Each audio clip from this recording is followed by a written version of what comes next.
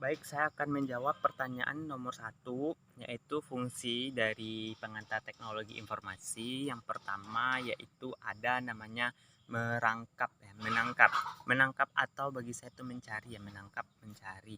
Artinya kita menangkap atau mencari sebuah informasi atau data yang akan kita komplikasikan ke dalam perangkat komputer atau perangkat teknologi.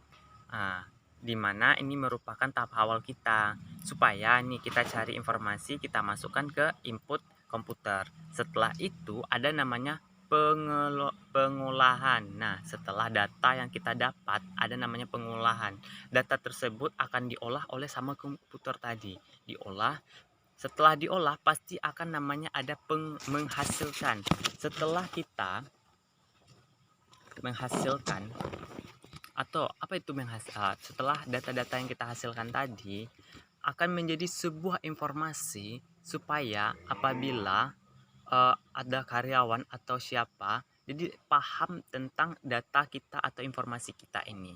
Nah, setelah kita rangkap, kita pengelola dan kita hasilkan, pasti adanya data tersebut kita simpan. Guna kita simpan sebagai barang bukti referensi bahwasanya data ini benar-benar ada, ya.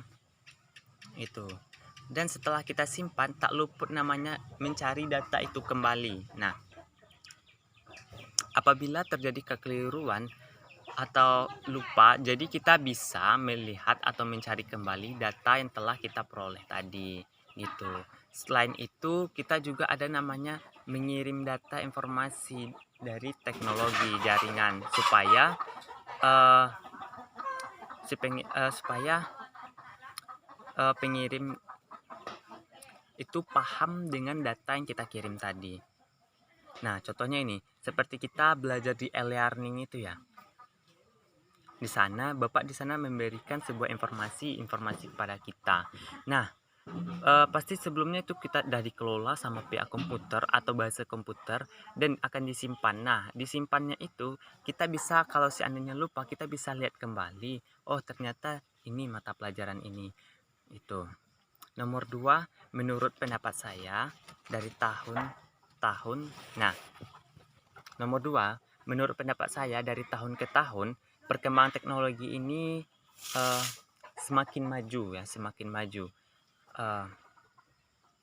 Semakin maju. Contohnya gini, orang dulu banyak berkomunikasi cuman bisa telepon aja, cuman bisa mendengar. Tapi di zaman sekarang, di era globalisasi ini, orang sudah bisa mendengar sambil melihat langsung, ya, sambil melihat langsung aktivitas mereka atau kita sebut dengan video call. Nah, jadi untuk perkembangannya saat dari dulu sampai sekarang itu semakin maju dan tak luput juga ada dampak-dampaknya. Mungkin terkadang banyak orang yang mensalahgunakan teknologi informasi ini. Contohnya banyaknya konten-konten yang enggak apa gitu kan, yang bikin merusak era kita, atau baik itu secara fisik maupun non fisik, secara batin gitu. Nah, nomor 3. Nomor 3 tadi sudah saya masukkan ke link YouTube. Yang nomor 4 itu perbedaan input drift sama output. Nah, dari kata input dan output, sedangkan input itu adalah memasukkan, sedangkan output itu hasil. Nah, atau bisa juga input itu yang dalam, output itu di luar gitu.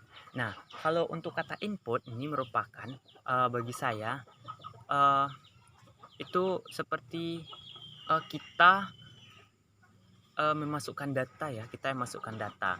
Sedangkan output itu data yang telah diproses oleh komputer tadi. Nah, untuk contohnya gini, kita membuat sebuah surat. Nah, surat kita yang membuat surat. Nah, lalu pada saat kita mau print itu kan sudah diproses sama dari komputer tadi. Nah, nomor 5, komponen-komponen penting dari motherboard. Nah, yang pertama itu slot PCI. Yang kedua ada IDE, ada RAM, ada CPU, dan ada LAN. Nah, nomor 5, menurut pendapat saya nih, yang pertama itu pastilah kita menggunakan ada komputernya dulu. ada kabelannya yang akan kita hubungkan, ada router atau modem, nah gitu. Tapi kalau yang saya pernah coba, saya menggunakan router portable. Biasanya saya menggunakan router portable gitu, eh, router portable. Biasanya saya menggunakan router portable, eh, itu cuman masukkan SIM cardnya saja yang sudah diisi, karena dia portable. Jadi itu tidak perlu dicas juga kan, bisa dicas karena memiliki baterai, lebih gampang gitu. Sekian, terima kasih.